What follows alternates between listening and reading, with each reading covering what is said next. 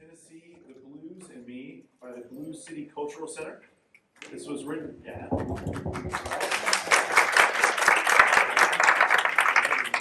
This was written and directed by Levi Frazier Jr., who's a poet, short story author, award-winning playwright, and former associate professor at Southwest Tennessee Community College in Memphis. This one-act play incorporates blues music while highlighting three creative geniuses of the Mississippi Delta, W.C. Handy and Tennessee Williams, while also narrated by Robert Johnson.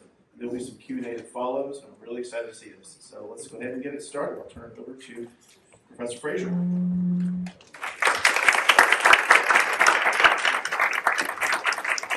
Good morning. So glad to be here. So glad to be here at the festival again. This is my fifth year here. First year I brought students from Southwest Tennessee Community College, and we had a great time. Porch plays, it was fantastic. Everything else was fantastic too. And I have been elated just thinking about coming back. This is our fourth year performing, as I said before. Our first year we actually came down and visited. I do want to say that I'm not the director this year. We have Ms. Marion Crooks, who's the director of the show this year.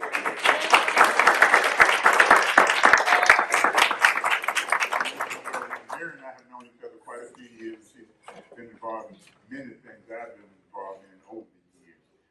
Again, so glad to be here, and we just say sit back, relax, and enjoy WC, Tennessee, the Blues, and me.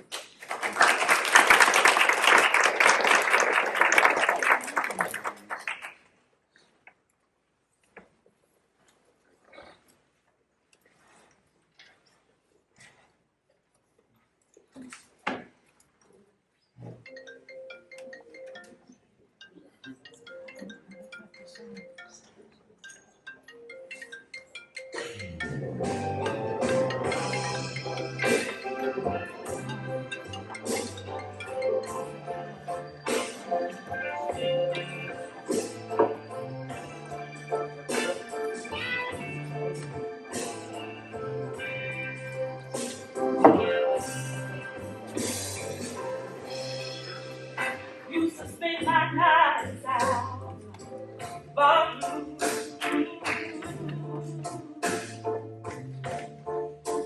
liquor was the only love I know.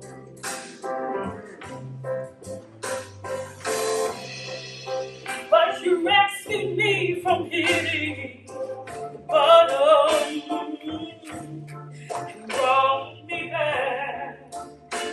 Me too. Yeah. Oh, that's sweet. All right now. Tennessee whiskey. Yeah. Oh, that's sweet. Yes. Strawberry wine. You're as warm as a glass of brandy. Honey, I feel stoned on your love time.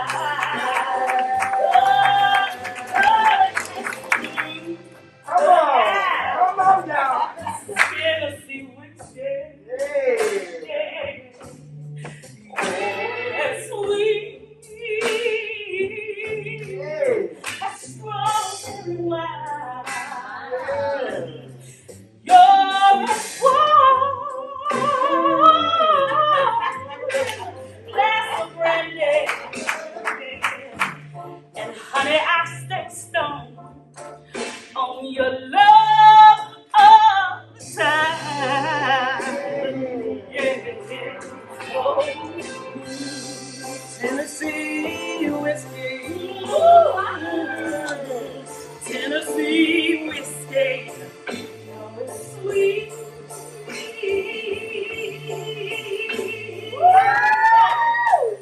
Tennessee whiskey.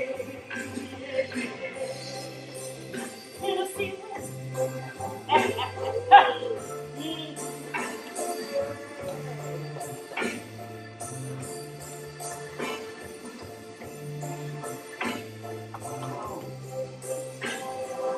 every bluesman worth his salt knows a little something about Tennessee whiskey. And some, like myself, know a lot. But right now, I want to share with you a few other things the best bluesmen have in common. All aboard for Clarksdale, Memphis, and St. Louis. All aboard Clarksdale, Memphis, and St. Louis. Something that the best bluesmen have in common. That's 3 right there. And all points in between. So let's begin at the beginning by paying respect to W.C. Handy.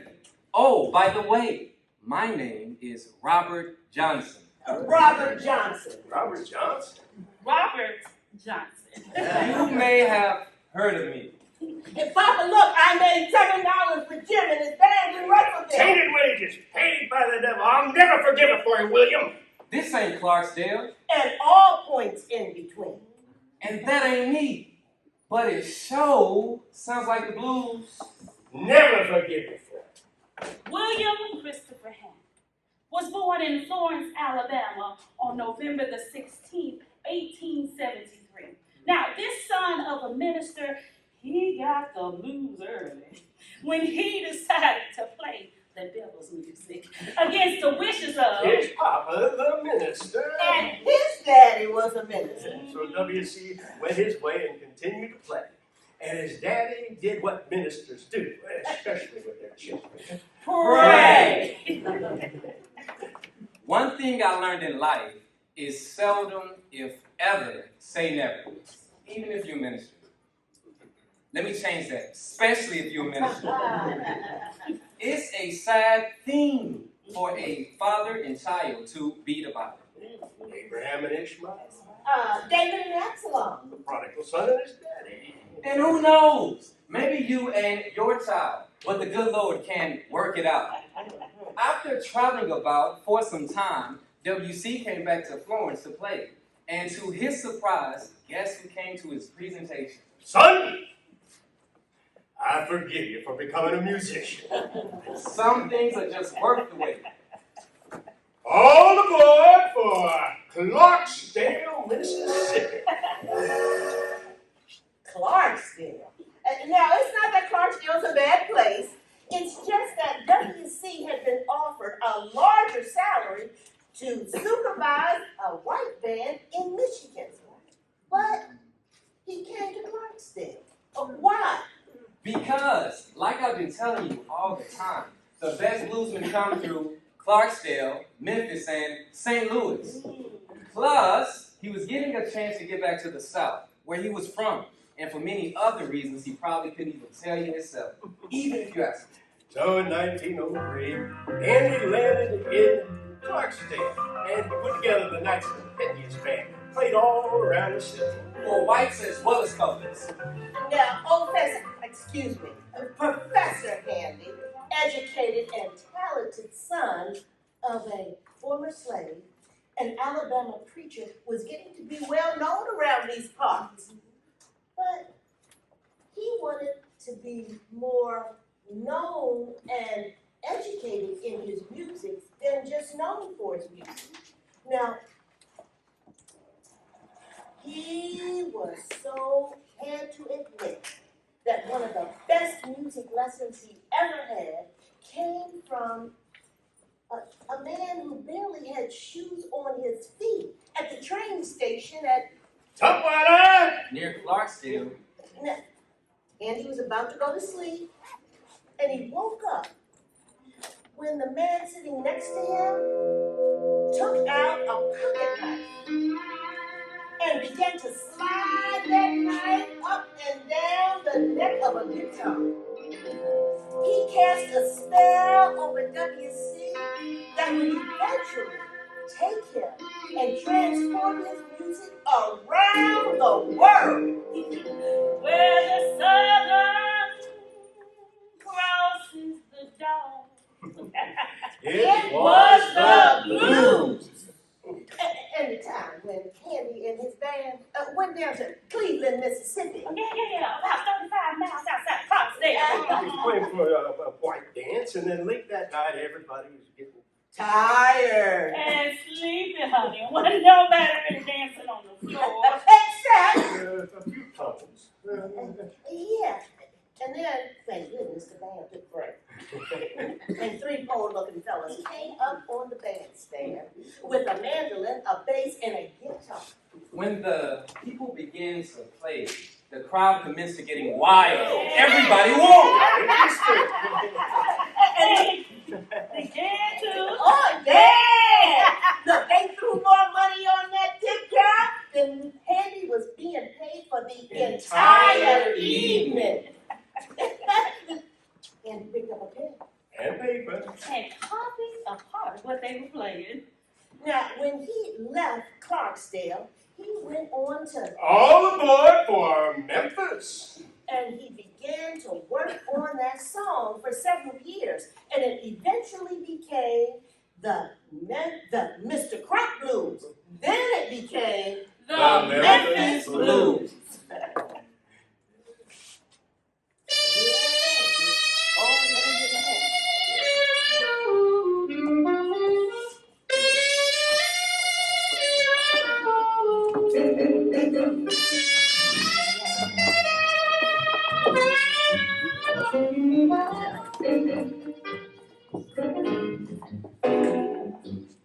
Folks have just been down to Memphis town.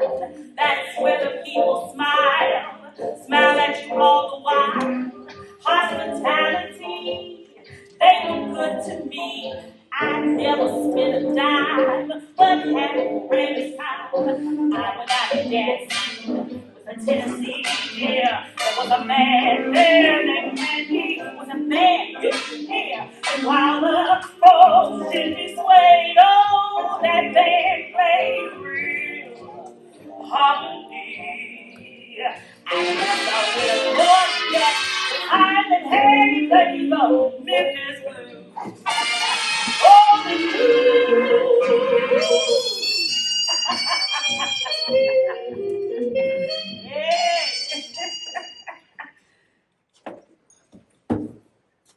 Handy's Mr. Crump Blues was written as a campaign song for E.H. Crump from Holly Springs. He first ran for mayor of Memphis in 1910. the year after Handy got to Memphis. Old Boss Crump won, and he corralled Memphis and Tennessee politics for the next 50 years.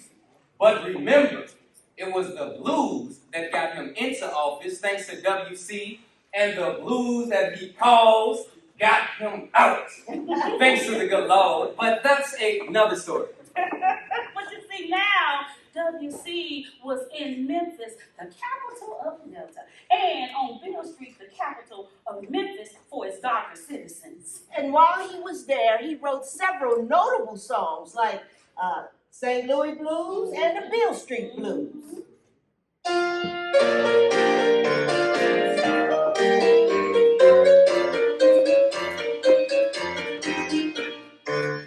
I've seen the lights of gay Broadway, Old Market Street, down on Frisco Bay. I stole the grotto, I gambled on the board. The 7 wonders of the world I've seen. And many are the places I have been. Take my advice, folks, and you'll see Beale Street first. Let's see, you'll see pretty grounds in beautiful gowns. You'll see televisions and hand-me-downs. You'll see Irish men and pickpockets skilled, and the business never closes till somebody gets killed. If Beale Street could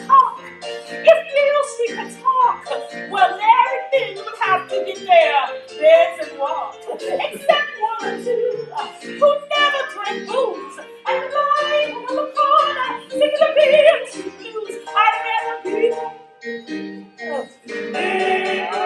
I know, yeah. I'd rather be there than any place I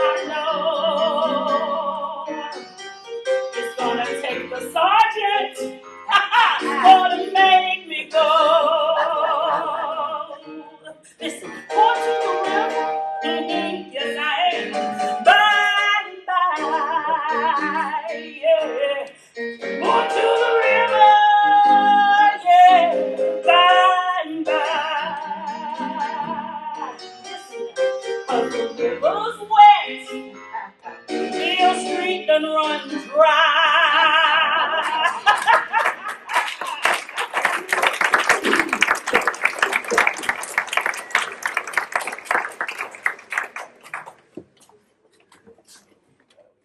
Yes, Beale Street. It was said that the Jews owned it, the Irish policed it, and the blacks played on it. For Fess Handy, it was the place to be.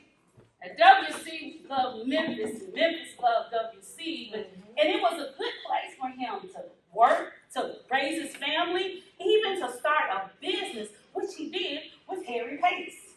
Atlanta University graduate. Valedictorian in Spanish. Student of W.E.B. Du Bois. And consummate businessman. The name of the business was Pace Handy Music Publishing Company. They were successful in publishing their music and the music of some of the most famous artists of the day. Yeah, but you know, nothing lasts forever. So after a while, the two partners agreed to. An amicable split. Now, WC's business actually stayed in Memphis for a while, but then it left, went to New York, where it is still today. All aboard for St. Louis. St. Louis, a place known by many bluesmen. Though Handy never lived in St. Louis, he was there long enough to get the blues. Looking for work as a musician, he slept on cobblestone streets and park benches. And if the police caught you sleeping on the benches, they would run you off. So Handy learned to sleep with his eyes open. Tell me, that ain't the blues. But the greatest inspiration for the song came from a broken-hearted woman he had heard singing the blues over her husband who had left her. I hate to see the evening sun go down. I hate to see the evening sun go down. The man that left, he done left this town.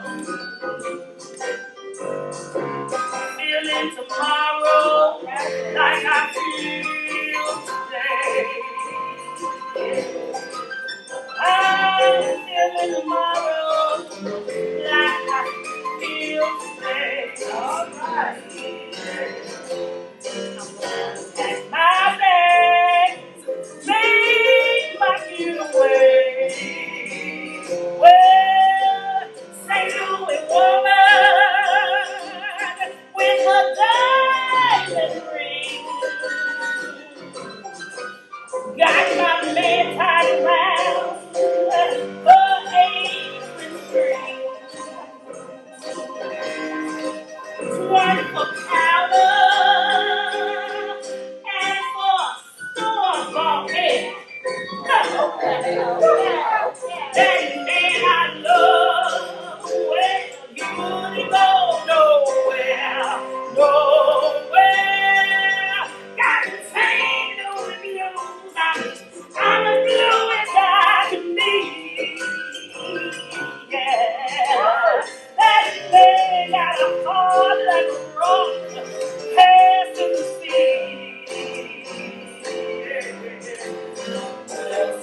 Heaven, oh, so hard for me. Well, St. Louis woman, that's what I see. And her diamond ring. Got my man wrapped around her apron string. Twice the powder, and for some hair. Yeah, that's what I say. That man I love will go nowhere. No, well, that's St. Louis blues. I'm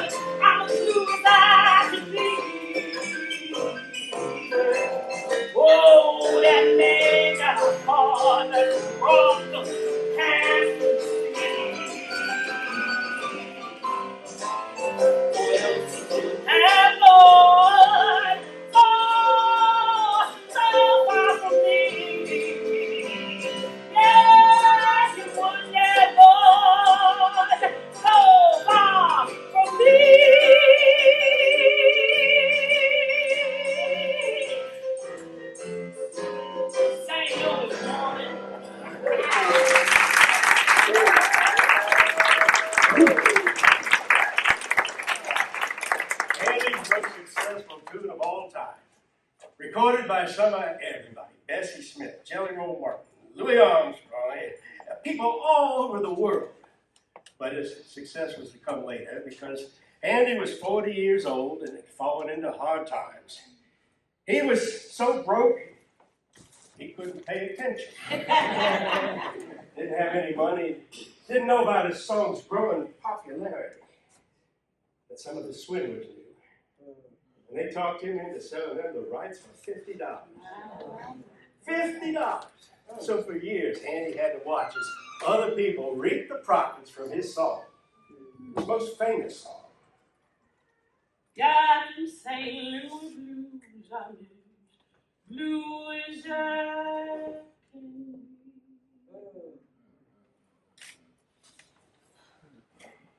Every shut eye ain't sleep, and every goodbye ain't gone. Handy waited out his swindlers, and the very next day that the copyright was up on his song, he was standing in the copyright office filing for it in his name again. Every blues song doesn't end in tears. But there's another bluesman rather, Clarksdale Raves, that I would like to introduce you to. His name is Tom. No, not Georgia Tom or Thomas Dorsey, as most folks know of him after he got lynched. This young bluesman name is Thomas Williams Lanier III, or better known as Tennessee Williams. Thomas Lanier Williams, I tell you. You're as smooth as Tennessee whiskey. You're as sweet as strawberry wine. Yeah, that's right. I said a bluesman. He's just a blues brother from another mother named Theater, whose sister is music. Mr. Webster said a bluesman is a person who sings or plays the blues.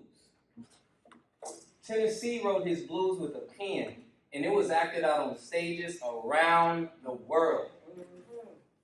Folks say that the St. Louis blues is the bluesman's Hamlet. Well, I say the Glass Menagerie is an actor's St. Louis blues, if you know what I mean. But to cinch the deal that Tennessee was a true bluesman, he even wrote a blues song. What a blues song! Wrote a blues song for his main character, Valentino Xavier, a blues-playing drifter, marked for tragedy. He even sings his own death wish in the play. Orpheus, Descending. my feet in the wall, through the heavenly grass.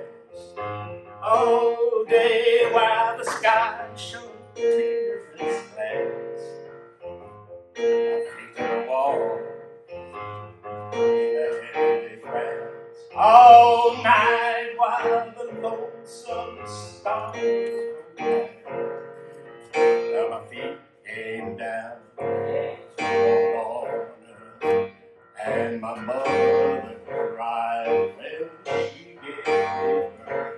Now my feet walk hard, my feet walk fast. They still got an itch for the heavenly grass. They still got an itch for the heavenly grass.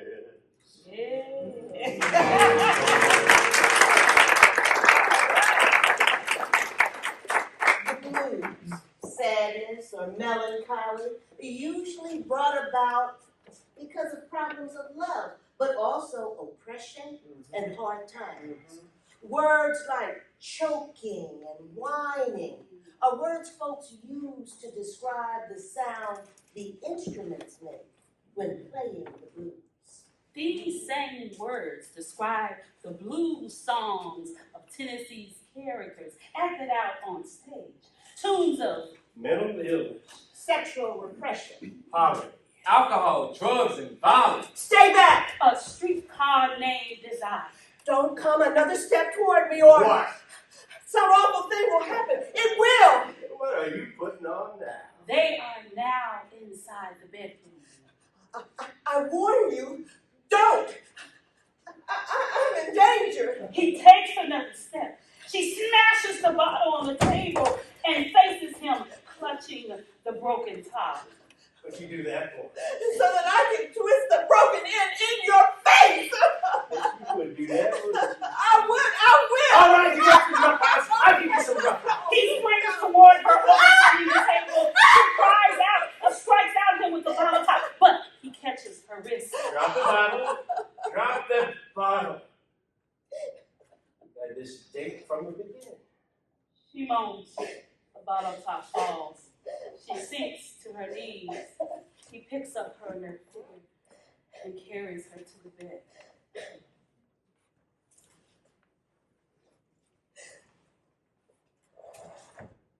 Mental anguish. One writer said that Tennessee Williams explored the dark underbelly of human existence. A real bluesman sings about something he knows or he doesn't sing at all. Mama would say, Baby, what touches the heart reaches the heart. so we'll see if his story reaches yours. Tennessee Williams was born March 1911 in Columbus, Mississippi. And me, I was born May 1911 in Hazelhurst, Mississippi. Some say they call him Tennessee because his dad was from Tennessee. Others, well, they just don't say. All aboard! Clarksdale, Mississippi. All aboard! Now, Tennessee was raised partly in Clarksdale because, well, his daddy, his daddy would get to drinking and fighting, and they just wouldn't know what to do. But his grandparents, the Dakins, lived here. And so his mother wanted to be close to them because his daddy was just so crazy. Young Tennessee, as a child, unfortunately, got sick and almost died from diphtheria. I said almost. Nah, it didn't kill him, but it made him really poorly like as a child. And his daddy wrote him something awful and said that he was weak. Even called him Mrs. Nancy. Later on, even made him break up with his lady friend. Sounds like a pretty good prescription for the blues to me. You know, some men complain they ain't never had a daddy. And me, I had 3 before I was 7. Every daddy ain't the right daddy. I should know. But old C.C. Cornelius Coffins Williams, or Tennessee's dad, all 3 of mine combined weren't nearly as rough as him. All that fussing, cussing, drinking, fighting played a big role in Tennessee being the bluesman that he was. The way I see it, he couldn't help himself. All that heartache was screaming to come out. Screaming! Of course now, he wasn't the only one to suffer because of it. His sister Rose. She went plumb. Hey. Well, she had some problems that his characters sang about in his songs. Acted out in his plays. Blanche Dubois. Some say patterned after Tennessee Williams' own sister Rose. I can smell the sea air. The rest of my time I will spend on the sea. And when I die, I will die on the sea. You know what I will die of? I will die from eating an unwashed grape one day on the ocean. And I will die with my hand in the hand of some nice-looking ship's doctor. very young man with a small blonde mustache, big silver watch. Poor lady, they said. White iron did her no good. That unwashed drink transported her soul to heaven. And I will be buried, sewn up in a clean white sack, and dropped overboard at noon in a blaze of summer and in the ocean as blue as my first lover's eyes. Pitiful. A pent of mind and a pent of nature. That's the kind of thing that drove Rose's situation worse until her mama let one of them head doctors cut on her brain. After that, poor Rose was never the same. And Tennessee never forgave his mama for allowing it to happen.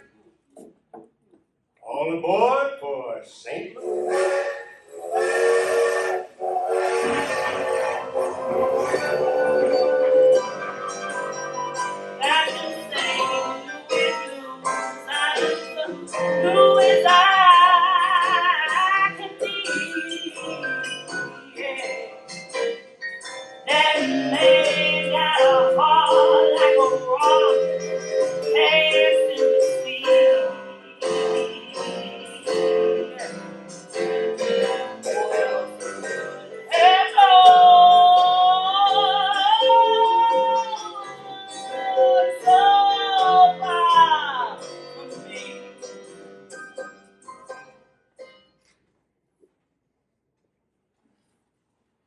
Tennessee spent the right smart amount of time in St. Louis.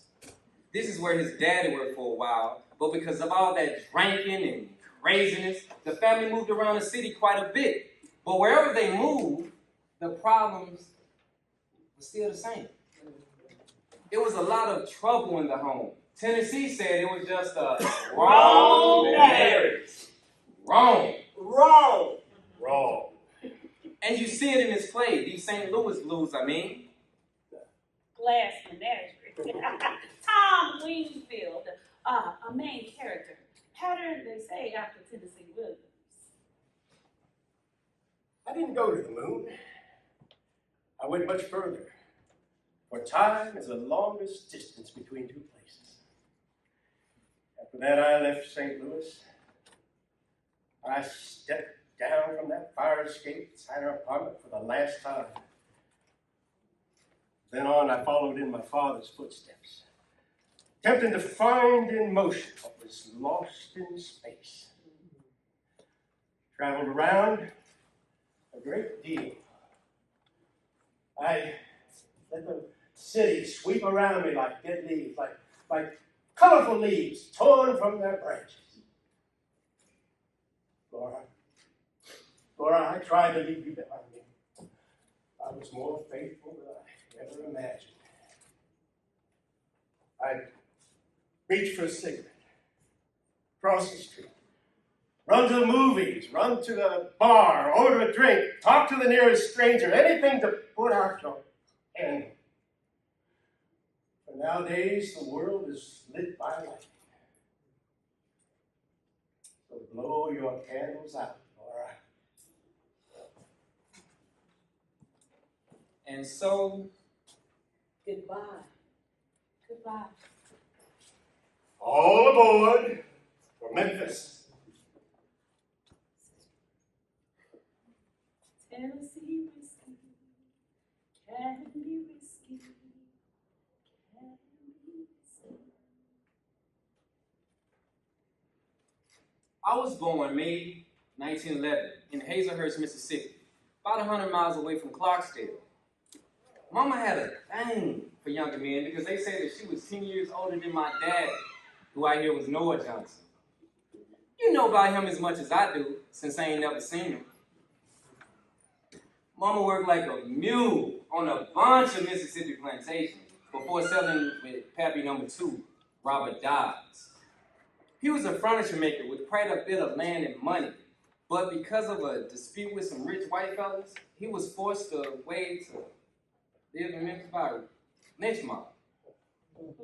There go the business, the money, the land, and his name. He changed it to Charles Spencer because he feared they'd track him down. Now, he may have lost the business and the land, but he did not lose his family. We joined him in Memphis 2 years later. I tell you, I like Memphis. I grew up in Memphis and I got a proper education in Memphis. I got a better education in cotton chopping and cotton picking than I would have in Hazelhurst, Mississippi. And I attended the Carnes Avenue Colored School. You know, I never really understood why they call them colored schools. What other damn school was I gonna go to? Well, I studied arithmetic, Reading, Language, Music. geography. physical exercise. After a while came Pappy number 3. Dusty Willis. He couldn't read or write. Something I could do very well. We settled in Crittenden County, Arkansas for a while, near Clarksdale, or near Robinsonville, Mississippi. Learned to play the Jew's harp, the harmonica, and the guitar. The way I played that guitar. Put that thing down, Robert. Put it down. Such bragging I never heard. Oh well, but at the not so tender age of 18, I married my 14-year-old sweetheart. Virginia Willis. About a year later, she and my baby died during childbirth. I didn't know. When I come off to be with them off the road, they were already in the ground. Precious Lord, take my hand, lead me on, let me stand. I'm tired. I am weak. I am worn through the night, through the storm. Lead me on to the light. Take my hand, precious Lord, lead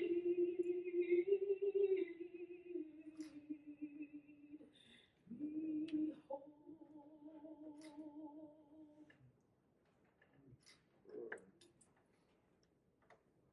Some things a man can never shake, and that's one of them. Though I couldn't shake it, Son House, Charlie Patton, and Willie Brown taught me how to say it in my music.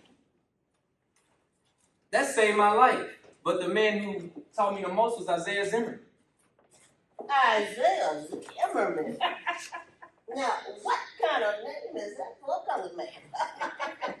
He played the harmonica and guitar. Yeah, and he lived in Beauregard, Mississippi with his family. His wife's name was Ruth. Now, you see, they treated me real good. Matter of fact, I even lived with them. The way he welcomed me into the house was like his kinfolk, even his children. Well, that's the kind of man he was. I thought he was like a minister who played the blues. Yeah, like he sang Lamentations right out the Bible. I mean, his music took over his whole soul. You could see the healing commence and lift his spirit. Yours too, if you played with him. Yeah, we went back and forth, like the guitars. It was having a conversation. It was amazing. And then sometimes, so as not to disturb the family, we'd go down to the cemetery and play for hours. Oh, I miss them days. And that foolishness about the crossroads and the devil and all that, well, if I had made a deal with old Beelzebub, you better believe I'd ask for a lot more than singing and playing the guitar. Something I can get just by practicing. I'd ask old Slewfoot for more money than Rockefeller, more women than Solomon, and more whiskey than Tennessee. Well, I married again and lived in Clarksville with my second wife, Coletta, in 1932 and thereabouts, but was in and out a lot.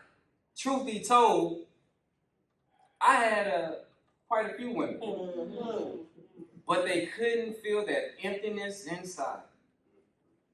So I continued to travel and play and travel throughout Mississippi, Arkansas, Texas, Tennessee, Chicago, and New York. All that emptiness. I even took my girlfriend's son with me, Robert Lockwood Jr. He was like a son. Went to Clarksville, Memphis, and St. All aboard for St. Louis. I had to play a big dance there with Henry Jesse James Townsend, or Mule, as we call him. Oh yeah, old Mule. Oh yeah, you know old Mule. He could play the guitar and harmonica and old Mule, man. We tore up the place. I never will forget it. Nah, I wasn't in St. Louis long, but it don't take long for a place to rub off on you. Sort of like a good woman. Or a bad one.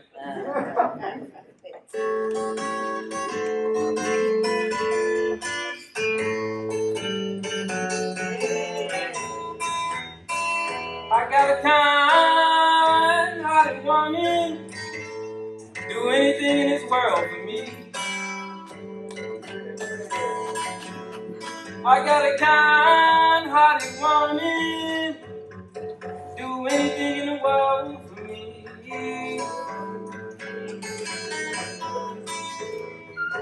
But these evil-hearted women, man, they will not let me be.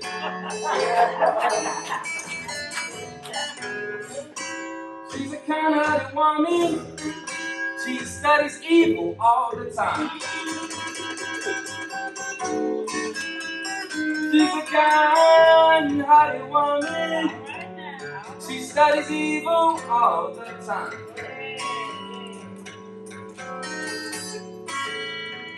You were to kill me, ask to keep it on your mind. Mercy, mercy, mercy, mercy. Mercy. I guess some things you sing about would be better left unsung, or it might come true, at least as it did for me. At the age of 27, poisoned by a jealous husband by way of a bottle of whiskey delivered by his wife.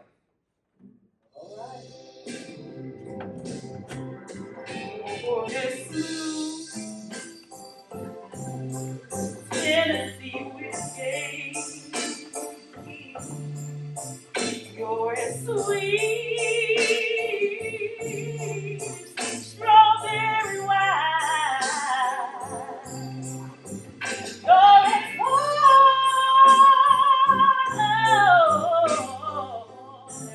glass of brandy, but I stay stoned on your love all the time.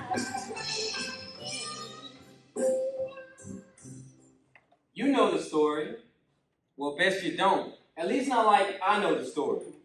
Guess I should have listened to old Sonny Boy, who saw me fixing to take a drink.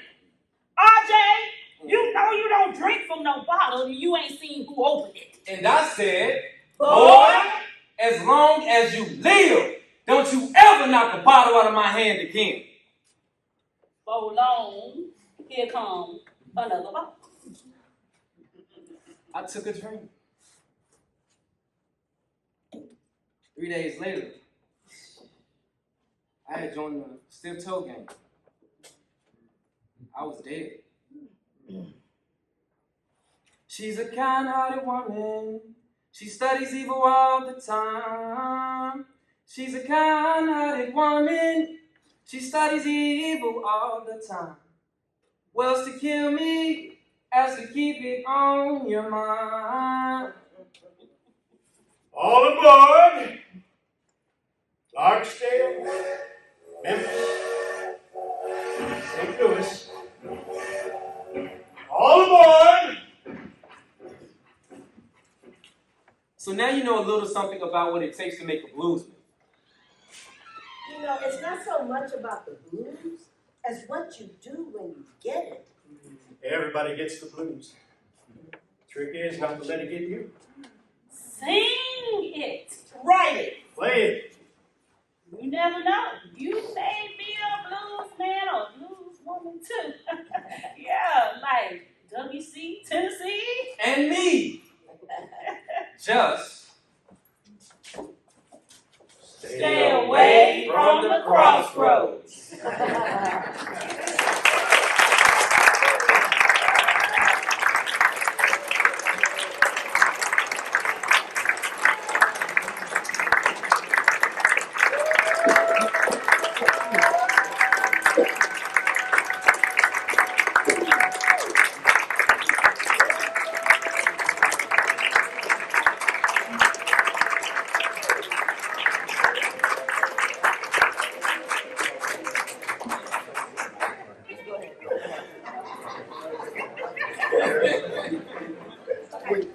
Thank you, everybody. I'd like the director to come up.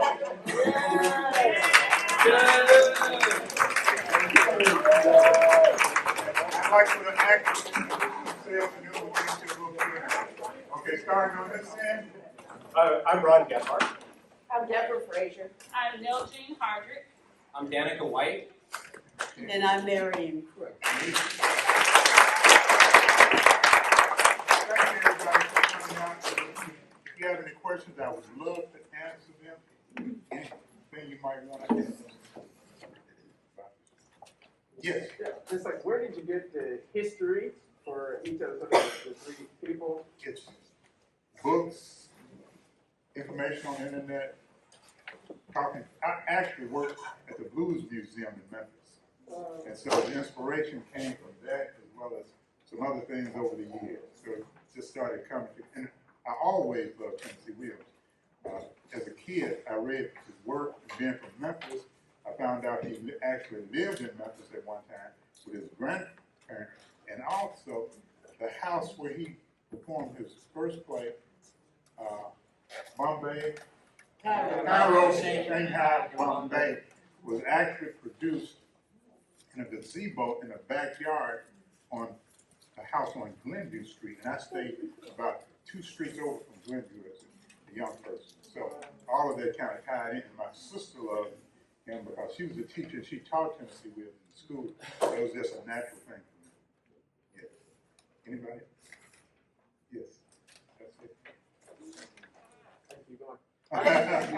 How did you think about setting this up for us to be able to learn so much history, to enjoy it with music and everything like that as the director? Well, Mr. Frazier did the hard part, the heavy lifting in the historical aspect. But I too, throughout the years, have enjoyed the music of WC and the playwriting and movies of Tennessee Williams. I don't know, you know, I'm dating myself, but I've seen all of the movies. And just knowing, and I currently live in Memphis, so knowing that rich history and being able to be a part of it. When Mr. Frazier asked me about directing, of course I said yes. And there are so many just poignant moments, you know, when you think about, we just go about our lives without really thinking about it. But if, in his words, we all get the blues. It's just how we deal with it.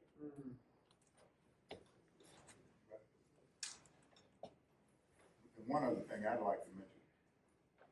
W.C. Henry was born on November 16th, 1873. November 16th, 1973, I actually had a play produced about him for his 100th birthday. I was really right out of in college. And then it was for the W.C. Handy Festival. And so we actually produced the play at LeMoyne College, another historically black college. And so a lot of people over the years in Memphis who performed and saw who going on about other things, they were actually in the show. Julian Bolson, who's an attorney, who's on the county commission. Janice Fuller, who's on the city council, she was in it too. And a wide variety of people. Also a guy named Eric Henderson. He played young W.C. Handy at about the age of 10 years old. And he eventually became a dancer and traveled all over the world as a dancer. He was in Dance with Janet Jackson, and music videos. And he's also in Coming to America. So I really enjoyed that. So I mention it because this year, W.C. Handy will be 150 years old. So right now we're working on some kind of tribute to him in Memphis, Tennessee. Okay, then my last question. Okay. Three, right? Clarksdale, Memphis, St. Louis. For you all, how does it feel to represent this Black history, this amazing music of the Delta? As a Memphian, obviously, I'm super proud. In my district, it's the W.C. Handy Park. And so, how does it feel for you all? I think from a musician's point of view, it actually makes the music a lot more relevant because you understand what was behind it, the inspiration and the emotion and the events that framed the composition of the pieces. And in learning them, that was a good experience. Just, you hear them in passing or somewhere, but to actually sit down and really learn them was a great thing. Being a native Mississippian, translate Memphian and now Virginia. So yeah, that was great. I think what I liked about it most, because I listened to the conversation from the last lecture that went on, and they talked a little bit about Baby Doll and about Streetcar Named Desire, and that was much easier to put together. But to now take basically a juxtaposition of three people who were in the same period and put them together, all of a sudden you recognize and realize that we are all interdependent and not separated, because I once had a professor who said, Americans don't teach correctly because we teach in categories, and we don't recognize that what is going on socially, what is going on artistically, what is going on around the world actually has an impact on everybody. And we try to separate that out. So what it did for me was it brought three men together that I would not have ordinarily brought together. And so that's what I enjoy. Brought back kind of old times for me.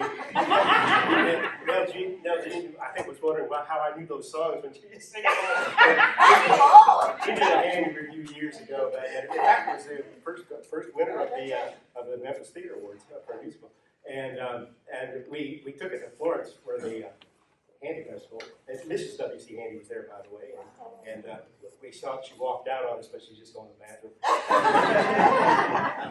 He must have married her young, but he was gone. And I also had to negotiate with his brother to get rights to songs, so they were in public domain then. And he said, "Now you're not going to make this all Hollywood." I said, "No, we're just doing stage shows." And he sent me a letter saying that would be okay. So yeah, I enjoyed it. And also the Tennessee Williams Festival in Memphis at Rhodes College.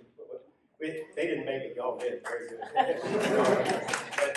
But I would walk by the house where Reverend Dagan lived, and it just was awesome to think of him in that house writing and going to Rhodes and doing that work. So, but and I'm from Ohio, but this is all new to me. I say I got my degree from University of Memphis, but my education from Shelby State. I was just going to say, on my part, I think it's just really being such great content history in a sense. I mean, history that you'll never be able to replace, and be able to see it's just still in existence now, or able to, hopefully I did a great, representation of rock. I think it's just, the lineage, and to be able to even, attempt to act out with everything that he's been through, and I don't know, I'm just extremely ecstatic and great to be here, to be honest, you know. It's awesome. I have a question that's kind of similar to the last one. I'm curious about since you started performing this play or this piece, I know you performed it last year, I don't know how many years you've been doing it, but since you first started kind of performing it, or even writing it, you know, this could be a question for you too, Dr. Frazier. Do you feel differently when you either watch a performance of Tennessee Williams play, you know, around here, or see a film, or even the other music that you're performing in the play? Do you feel differently? Have you kind of like, for performing it yourself, have you kind of experienced it differently than you might have before? For me, it's always an awakening when I see something that I've touched upon, either as a play or short stories. And so when I see the film, especially, say, Streetcar, you know, it always gets me to see those scenes, like, because I remember them so vividly as when I read the play. Then when I saw the play, it even made it that much stronger. Then when I wrote this, it made it even stronger. And actually, we had when I was at Southwest Tennessee Community College, I started 3 study abroad programs, one to England, one to Greece, and one to Poland, of all places. And so when we went to England that second year, or was it the first year? It was second year, I believe. We got a chance to see James Earl Jones and Felicia Rashad in Cat on a High Tin Roof. And it was fantastic. And afterwards, we met them backstage as they were coming out the backstage door, and got a chance to talk to them, both of them. And we had a great time. So that even added something to it as well, because now I see the actors who are playing these roles. And so it just lifted my spirits. And one other thing I like to say, in terms of the music, when I wrote Down on the Bill in 73, in 79, I met 78, I met somebody in New York who had a theater company, the Richard Allen Theater for Culture and Arts. Richard Allen was the person who started the AME Church, African Methodist Episcopal Church. And this lady, Hazel Bryan, was a black opera singer, and she had come out of Philadelphia, but to make a very long story short, she asked me, I met her at a conference, and I told her I had a play. She said, well, let me see the play. So she said, you know what, I'd like to do your play. So it was done off Broadway in New York.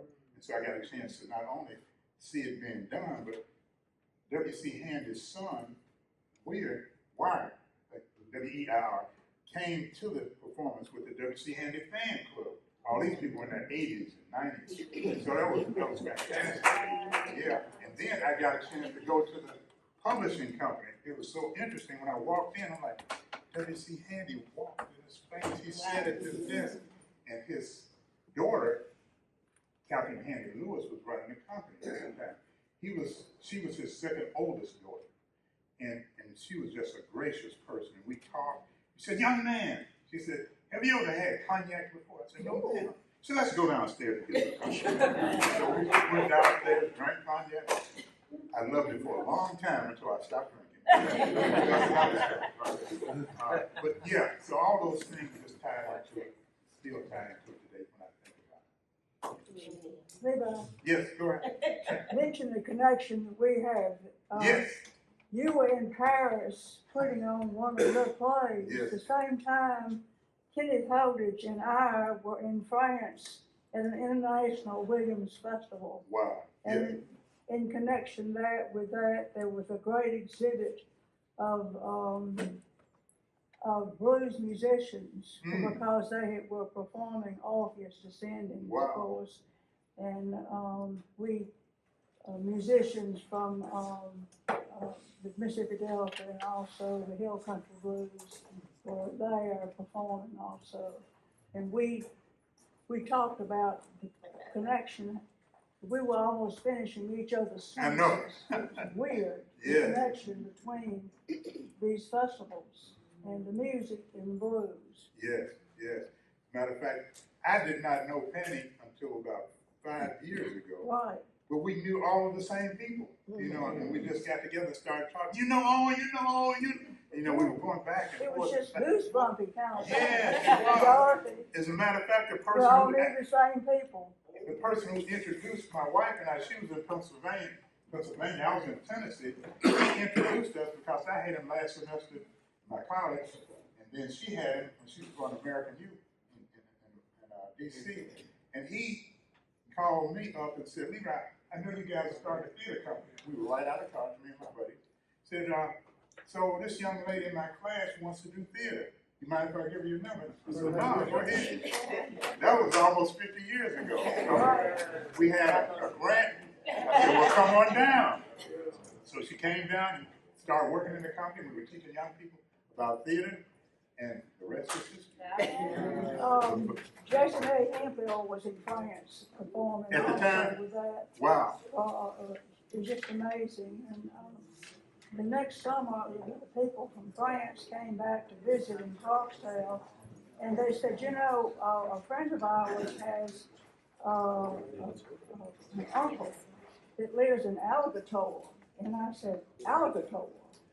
And we started talking about the connections there, and I said, Alligator, Mississippi? And it turned out I called down at the service station down in Alligator, and I said, do you know anybody from here that has a friend in relative is a director of the Comédie Française in Paris? And they said, oh yeah, that's so-and-so. It turned out to be the Kleins in Clarksdale. Wow. So we all got together. It's just weird. Yeah, it is. It is weird. We were there because I had written a play about Richard Wright, and we produced it at the Sorbonne. It was Yale University, University of Mississippi, and the Sorbonne went in for this festival called African Americans in Europe International Festival. And when I first did the play in college, I wrote it. A guy from Paris, Michel Barbara, he came down from Yale. He was doing research. He saw the piece. 20 years later, he invites me to do the piece in Paris. That's why we took it. Thank you,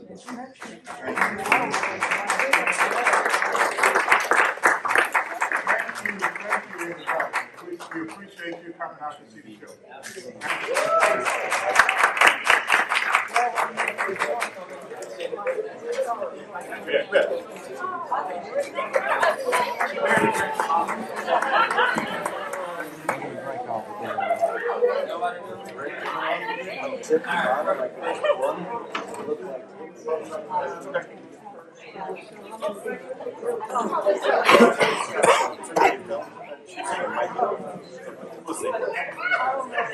Got a few questions, we'll throw them out to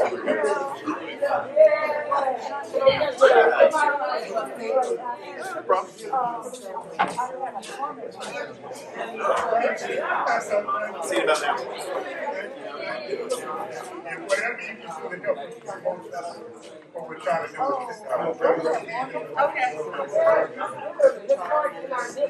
Wow. Can I give you a call? Okay.